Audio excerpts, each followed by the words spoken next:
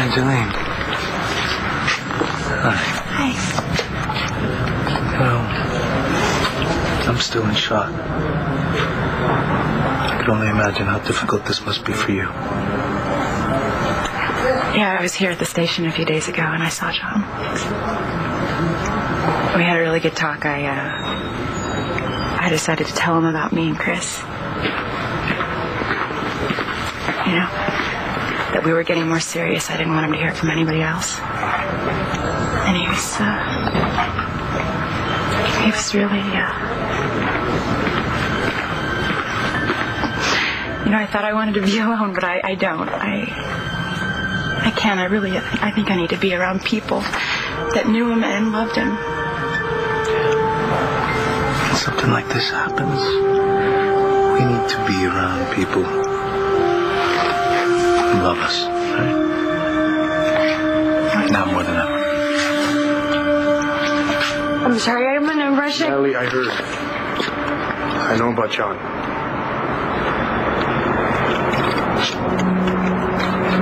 He's dead.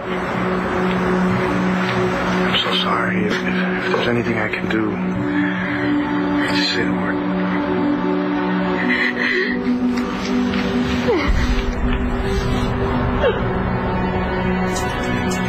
This is for you.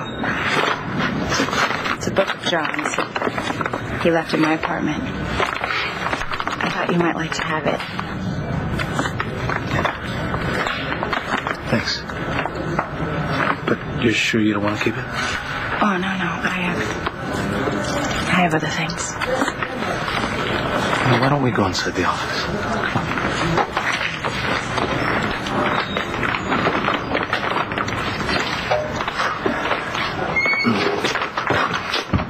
You know, when I first came back to the force, John made me feel like... he gave me such a hard time. I mean, he led me to believe that we had this whole new set of rules here at the Langview PD, you know, that I was going to have to start from scratch. And I bought it like some wet, behind-the-ears rookie. That wicked sense of humor of his. Yeah. Could be very convincing. Yes, it could.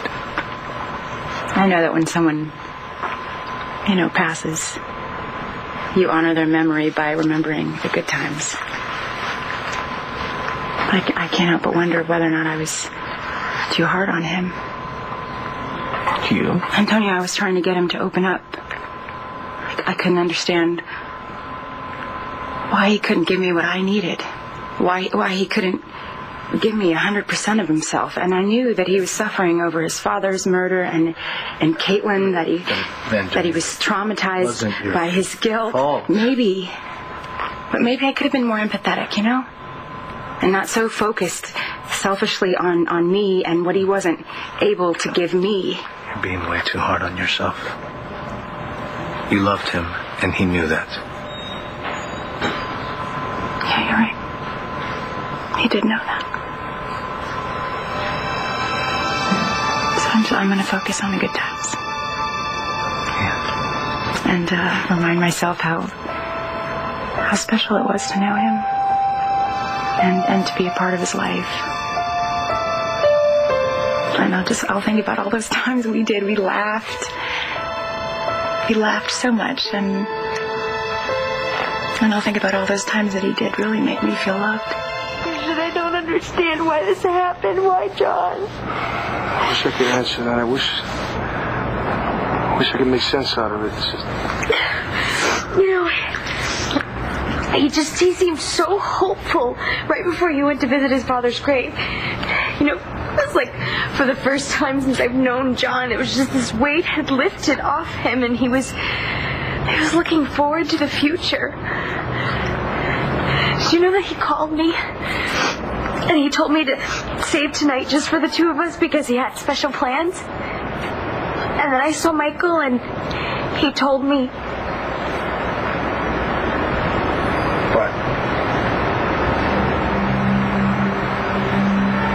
I was going to propose to me. Wow. Yeah. You know, at first split second, I thought my heart was going to burst with happiness because that meant that John really loved me. But then I realized that it didn't make any sense to be happy because what I would be happy about doesn't exist. Now I don't know how to feel, Cristian. I mean, I realize that if John were alive, we'd be engaged right now. Can you tell me how I'm supposed to feel? Because I don't have a clue.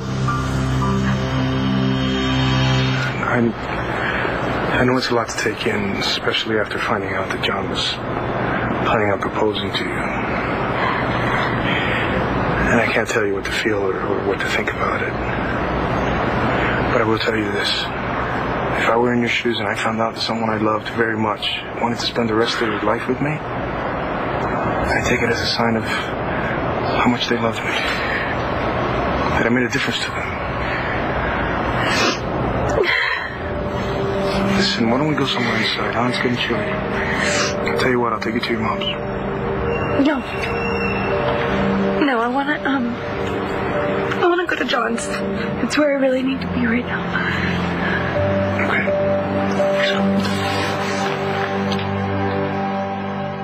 My mom was like so anxious to meet this guy that I'd been going on and on and on about. You know, she's so overprotective. And she wanted to make sure that he was right for me before she, really overextended herself. But she ended up being lovely to him when they first met. But one of my uncles, he was awful. He did everything he could possibly think of to make John feel unwelcome. Unfortunately. But John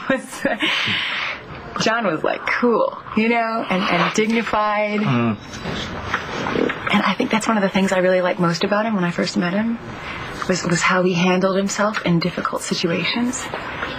Yeah, always cool. Yeah. I mean, and his honesty and his bravery. I was telling my sister before that I think he made the world a safer place. He was one hell of a cop. Whenever there was a crisis, everyone looked to Lieutenant McVeigh. Yeah. Everyone did, and so did I. It's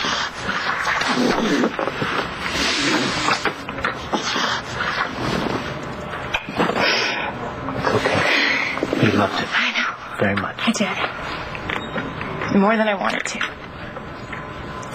Because I was scared. I was afraid in my heart of hearts that we weren't in it for the long haul, that we weren't meant for each other.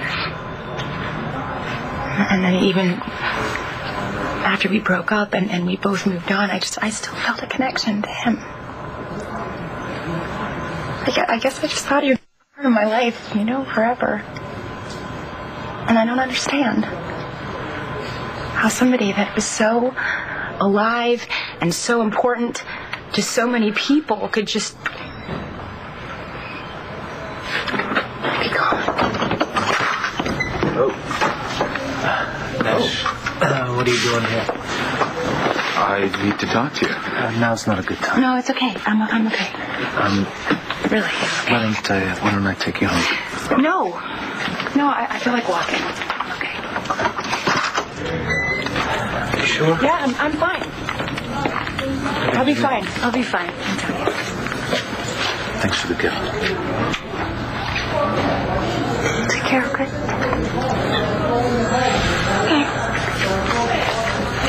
Hey, Cristian. Karen, Pace. Hi. Have you seen Natalie? I've been looking for her. Yeah, I have, actually. She's with John's mother at the hotel.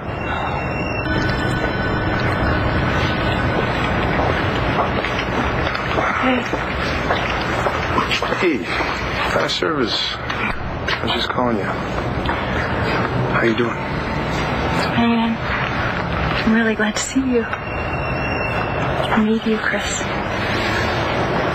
More than ever.